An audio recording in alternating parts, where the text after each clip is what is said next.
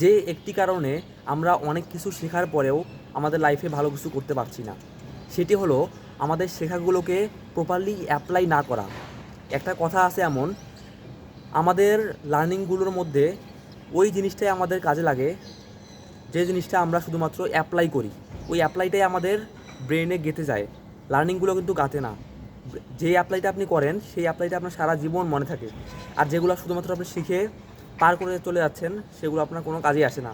যেমন ধরুন, আপনি ফেসবুক অ্যাডস প্রতিদিন শিখছেন, প্রতিদিন অনেক সময় দিচ্ছেন শেখার পিছনে, কিন্তু সেই শেখাগুলো থেকে আপনি একটা জিনিসও অ্যাপ্লাই করেন না, একটা জিনিসও আপনার লাইফে আপনি অ্যাপ্লাই করেন না, একটা জিনিসও আপনি প্র্যাকটিস করেন না, তাহলে কিন্তু ওই শিখে আপনার কোনো লাভই নাই।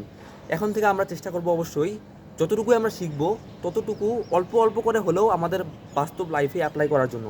যদি আমরা ইমপ্লিমেন্টেশন করতে না পারি তাহলে হাজার হাজার কোটি কোটি টাকা দামের লার্নিং নিয়েও আমাদের কোনো লাভ হবে না।